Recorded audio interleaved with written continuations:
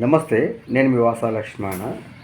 Sircilla MLA KTR ఎంత దుర్మార్గుడో ఈ video చూస్తే మీకు అర్థమవుతుంది. ఇట్లా పద్మశాలి లేకపోతే కేటీఆర్ బతికేలేదు. సిరిసిల్ల పద్మశాలిలు దయదలిస్తే బతికేటోడు కేటీఆర్.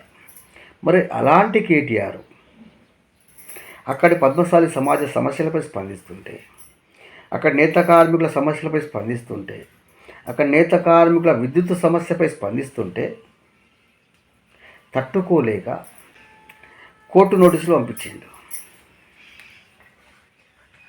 గతంలో మాట్లాడుకున్నాం మనం కూడా. ఇక్కడ సిరిసిల్లలో మిత్రులారా దయచేసి వినండి. ఇక్కడ ఎక్కడి నుంచి మొదలైంది, ఎటువైపు వెళ్తుందో కూడా మనం మాట్లాడుకుందాం.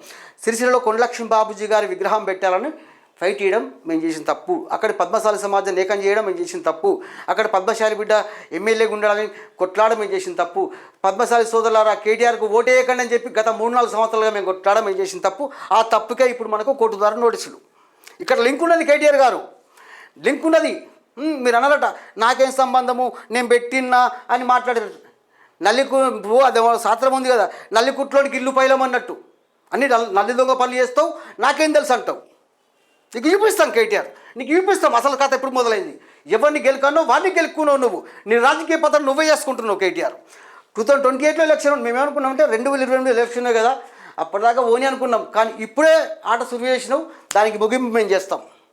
అంటే దీనికి అర్థం ఏంటిది?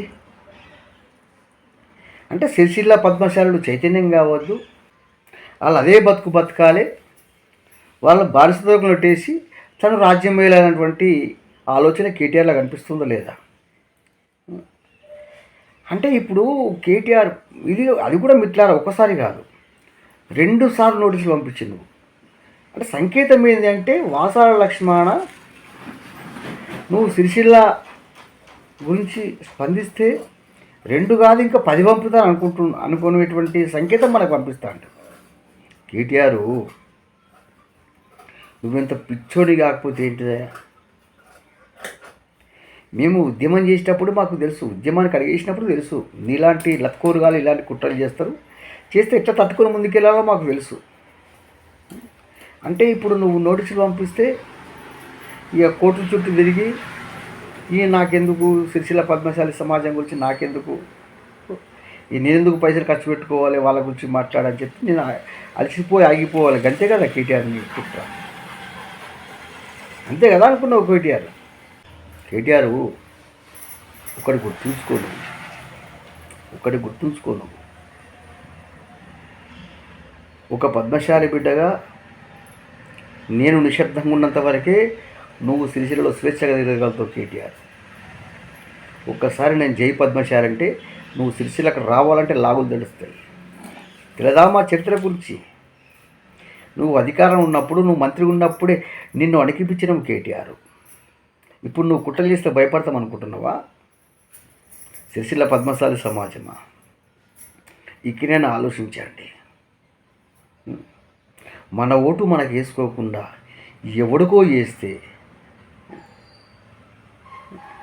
అయ్యో నా పద్మశాలి సమాజం బానిసత్వంలోకి వెళ్ళిపోతుంది, నా నేత కార్మికుల బాధలు ఏంటి అని మేము స్పందించినందుకు, అక్కడ సమాజాన్ని చైతన్యపరుస్తున్నందుకు ఈ లత్కోరుగాడు మాకు నోటీసులు పంపుతున్నాడు.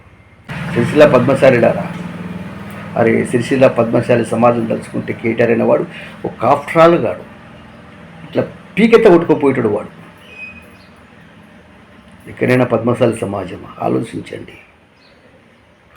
మన కొండలక్ష్మి బాబూజీ మనకు అదే చెప్తున్నాడా? బానిసలకు ఉండదని చెప్తున్నాడా? మన మార్కండేయ స్వామి మనకు అదే చెప్తున్నాడా? కేటీఆర్ ఒకటి మాత్రం స్పష్టంగా గుర్తుపెట్టుకో, ఒక్క ఓటు తక్కువచ్చినా సరే రాజకీయ సన్యాసం తీసుకుంటానా నీకు 35,000 ఓట్ల మెజారిటీ తగ్గించడంలో కీలకంగా వ్యవహరించినాం. నువ్వు ఇదే విధంగా కుట్రలు చేస్తా అంటే నిన్ను రాజకీయంగా బొద్దు పెడతాం. పద్మశాలి తక్కువ అంచనీయకు. మేము నిశ్శబ్దంగా ఉన్నంత వరకే నీ ఆటలు. మేము పద్మశాలి పౌరుషించి ఆడితే అడ్రస్ లేకుండా పోతావు రాజకీయంగా. కబడతారు కూడక పద్మశాలి ఒక్కసారి ఆలోచించండి, ఏం జరుగుతున్నాయి మన పద్మశాలి సమాజంతో. ఇన్నేళ్ళుగా కొట్లాడుతున్నాం, ఇప్పుడు గొంతాగిపోతే నిశ్శబ్దంగా ఉంటే పద్మశాలి సమాజం బానిసత్వంలోకి పూర్తిగా వెళ్ళిపోతుంది. ఒక 10-20 సంవత్సరాలకు వెనుకబాటులోకి వెళ్ళిపోతుంది. కాబట్టి వచ్చినాం. మరి ముఖ్యంగా సిరిసిల్ల విషయం తీసుకుంటే మిత్రులారా, సిరిసిల్ల పద్మశాలి సమాజం 100% బానిసత్వంలో ఉండదండి. ఇక్కడ ఒక విషయం స్పష్టంగా చెబుతున్నా, సిరిసిల్ల పద్మశాలి సోదరులారా, కేటీఆర్కు పద్మశాలి సమాజానికి సంబంధం ఏంటిది? ఏంటి సంబంధము? అందరూ ఆలోచించండి. ఓటు మనది, ఈ సిరిసిల్ల మనది. ఎవడో వచ్చి పరిపాలన చేస్తూ మన మీద పెత్తనం చెలాయిస్తుంటే మనమేమన్నా చేతగాని దద్దాలమా? పౌరుషం లేదా మనకు? ఎంతకాలం బానిసలుగా బతుకుతాం?